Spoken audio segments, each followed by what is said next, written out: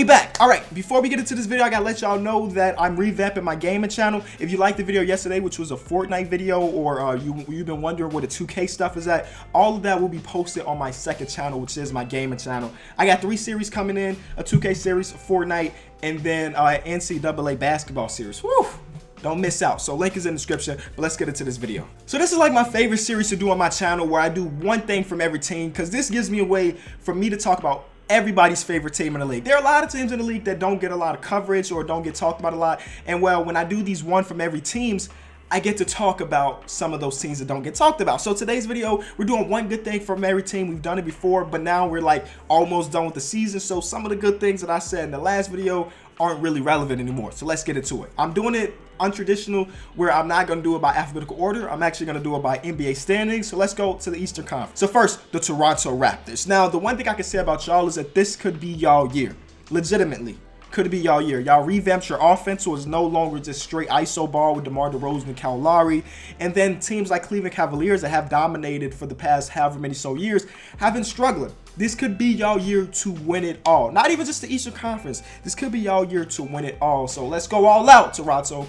Y'all got me. I'm gonna be rooting for y'all when the playoffs come, because my team ain't there. Boston Celtics. The good thing about y'all is that, well, the future's super bright. You guys competed to be the second seed in the Eastern Conference without one of your star players. Went out in the first 5 minutes of the year. And then you also did it with 2 of your starters being first-year and second-year players in Jaylen Brown and Jason Tatum. Next year, everybody 100%. Your young players get a little bit better, and y'all can legitimately compete then. The Pacers, y'all shocked the world, projected to win 30 games, and well, y'all already at 40. So that is a huge plus. Victor Oladipo, y'all got a star in a trade where y'all traded away a star. That's a good thing. Cleveland Cavaliers. The best thing I can say about the Cleveland Cavaliers right now is that Kevin Love will be back soon. They need it. They desperately need it. Even LeBron James is seeing, like, it's been a long time since I played with a super all-star. Well, Kevin Love will be back, and hopefully that can, for them, hopefully that can help them win more games and be ready for the playoffs. Wizards, you guys have been relatively good without John Wall, and I'm saying that's a good thing, because you haven't really lost your playoff seed. If anything, you guys could end up being the 4th seed, which may be tough because y'all may go against the Cleveland Cavaliers in the first round. But nonetheless, y'all stayed afloat without your star player, and I think that's always a positive. 76ers, what can I say? The future is just super bright. Y'all got 2 what I think bona fide stars in the league, and y'all are competing. Y'all going to be in the playoffs this year with your second best player being a rookie and your best player being a second-year player, technically. As far as playing goes, second year for Joel Embiid. So the future's super bright. And then Markelle Fultz. Every week we get like a new video of Markelle Fultz shooting the ball, and every week is looking better and better. I'm telling y'all, the future's bright in Philly. If you're a Philly fan, you should be praising everybody. Trust the process. Rehire Sam Hinkie. Maybe not rehire him, but praise him. The Bucks, Jabari Parker, each game I see him take like a step forward offensively. His defense is not there yet, but offense and conditioning are getting better and better in perfect time for the playoffs. They're going to really need him in order to maybe upset one of these top seeds, because right now they're sitting at the 7th seed, so they're going to need all the firepower they can get, and Jabari Parker getting his conditioning well may help that. The Miami Heat.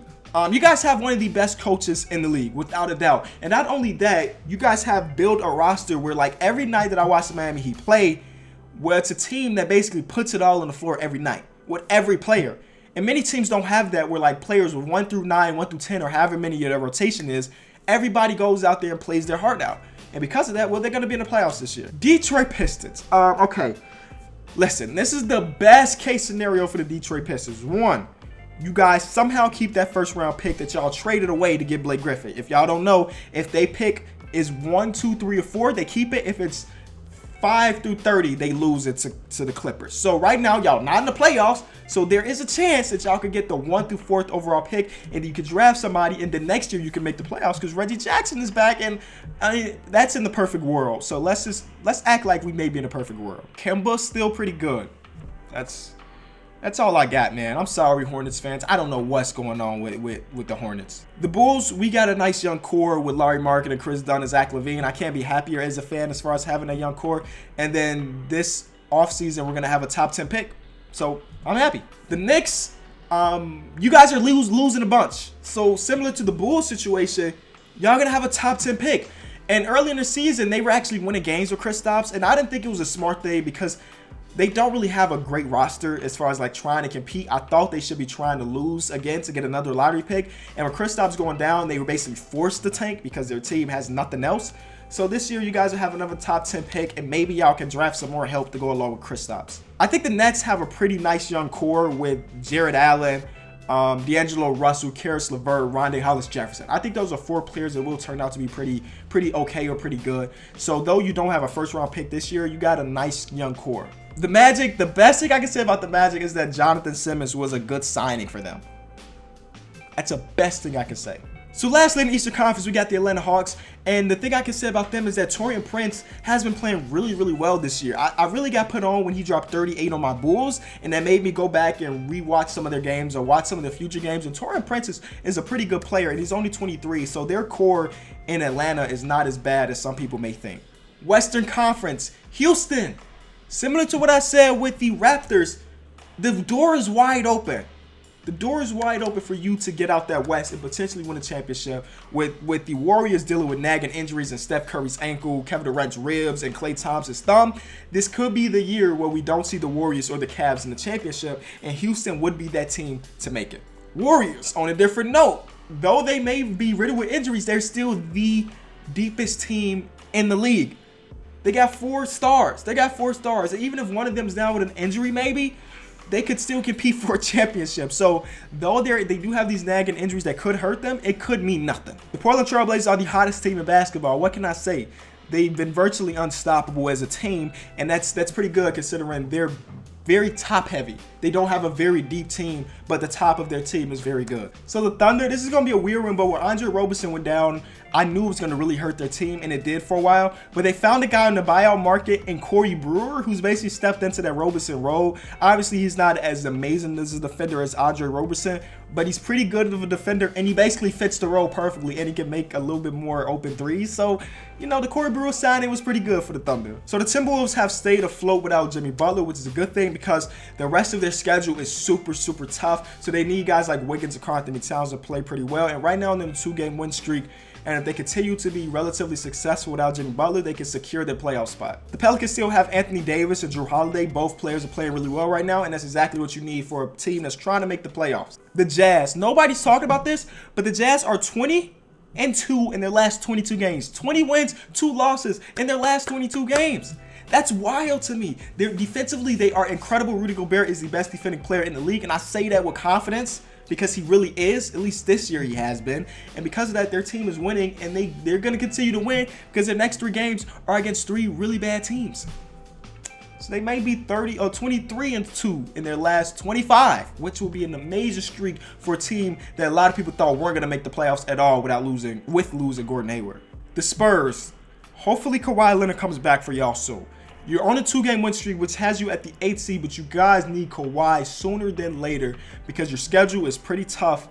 And man, what would the playoffs be like without the Spurs in there somewhere? I don't know. So Kawhi needs to get back and help y'all secure a playoff spot.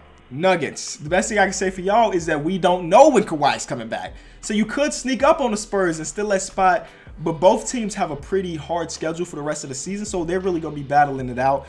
But the best thing I can say about them is that there's still a chance, bro. There's still a chance, so just go out there and win as much as you can, and maybe you can make it. The Clippers, whether or not they make the playoffs, they still overachieve what people thought. 1, you lose Chris Paul in the offseason. People thought that was going to be a huge blow. 2, they trade away Blake Griffin. They thought that was going to be a huge blow, but here we are still competing for a playoff spot. Tobias Harris has been really good for them. Tobias Harris and Blake Griffin basically haven't putting up the same numbers since the trade. And they also got a first-round pick in Avery Bradley in exchange. So, you know, they've overachieved. Shout out to Doc Rivers and the rest of the squad. But they may not make the playoffs, but still a successful season. The Lakers still have one of the best young cores in the league, though they have lost the last 2 games. Players like Lonzo Ball, players like Kyle Kuzma, Julius Randle have been playing really well, even without Brandon Ingram out there. So their young core is really tough, really nice. And I can't wait to see them progress to what they can be. The Kings. You're going to be in the lottery this year again. Hey, if you hit on this draft pick, y'all really setting yourself up for success because I thought you did pretty good in De'Aaron Fox. So let's get one more piece in this draft class, and then y'all can stop the tank. It's been like a 40-year tank period. At least that's what it feels like. So the Mavericks one, I don't really have a good thing to say, but I want to say something to you, the fan. There's 14 games left of the season for the Mavericks. Please, as a fan of basketball, tune in at least once for the Mavericks because we may be seeing some of the last games of Dirk's career. So please tune in, appreciate what he can do, still basically at the age of 40, and go back and watch some highlights of Dirk when he was younger if you don't know what Dirk was. With the Suns, one thing I can say is that the Elfrid Payton trade has been doing pretty well, though they're not winning games. Elfrid Payton has looked good, and he may stick around in Phoenix if they want to offer him a contract. So I think that was a good deal for a second-round pick. And lastly, the Grizzlies, basically on a 20-game losing streak at this point. Don't sleep. The Grizzlies are doing this the right way. Here's why. They still have Mike Conley, right? They still have Mike Conley. They still have Marc Gasol. And then they're going to have the highest odds for the first overall pick this year. So next year, we could see them compete to make the playoffs because they still have 2 solid players, 2 above average players, and then the rookie who might come in and be really good. 1-year tank job for the Grizzlies. It may happen. And that is it. That is all 30 teams. If you enjoyed the video, be sure to leave a like. Again, link is in the description for my gaming channel if you want to see me game. A lot of stuff coming up on there starting tomorrow. Thank y'all so much. Peace.